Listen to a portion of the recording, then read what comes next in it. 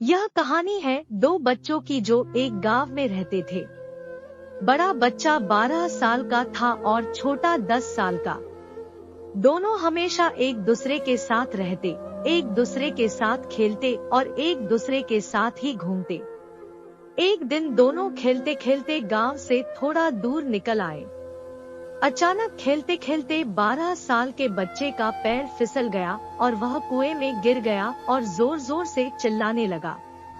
अपने दोस्त की आवाज सुनकर जब छोटे बच्चे को इस बात का पता चला तो वह बहुत घबराया। उसने अपने आसपास देखा और मदद के लिए चिल्लाया, लेकिन वहां आसपास कोई नहीं था जो उसकी मदद कर सकता था। अचानक उसकी नजर पास ही पड़ी एक बाल्टी पर पड़ी, जिस पर एक रस्सी बंधी थी। उसने बिना कुछ सोचे वह रस्सी कुएं में फेंकी और अपने दोस्त को उस रस्सी को पकड़ने को बोला। अगले ही पल वह 10 साल का बच्चा उस 12 साल के बच्चे को पागलों की तरह कुएं से बाहर निकालने के लिए खींच रहा था। उस छोटे से बच्चे ने अपने दोस्त को कुएं से बाहर निकालने के लिए अपनी पूरी जान लगा दी। आखिरकार वह बच्चा अपने दोस्त को बचाने में कामयाब हुआ और उसने अपने दोस्त को कुएं से बाहर निकाल लिया। लेकिन उन्हें असली डर तो इस बात का था कि जब वो गांव जाएंगे तो उन्हें बहुत मार पड़ने वाली है। खैर, दोनों डरते डरते गांव पहुँचे और उन्होंने गांव वालों को खेलते खेलते कुएं में गिरने और रस्सी के सहारे छोटे बच्चे द्वारा बड़े बच्चे को बाहर निकालने वाली पूरी बात बता दी। लेकिन गांव वालों ने उनकी बात पर विश्वास नहीं किया और हंसने लगे कि आखिर एक 10 साल का बच्चा एक 12 साल के बच्चे को रस्सी के सहारे कुएं से बाहर कैसे निकाल सकता है।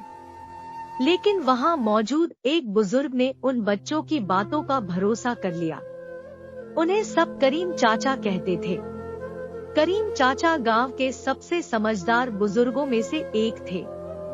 गांव वालों को जब करीम चाचा के बच्चों की बात पर विश्वास करने की बात पता चली तो सब इकट्ठे होकर करीम चाचा के पास पहुँचे और बोले, चाचा, हमें तो बच्चों की बात पर यकीन नहीं हो रहा है, आप ही बता दो कि ऐसा कैसे हो सकता है।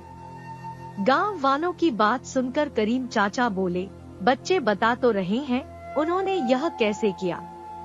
बच्चे ने कुएं में रस्सी फेंकी और दूसरे बच्चे को ऊपर खींच लिया। गांव वालों को कुछ समझ नहीं आ रहा था।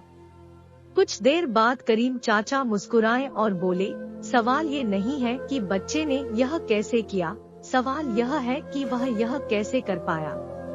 और इसका सिर्फ एक जवाब है कि जिस वक्त वह बच्चा यह कर रहा था उस वक्त उसको वहाँ यह बताने वाला कोई नहीं था कि तू यह नहीं कर सकता।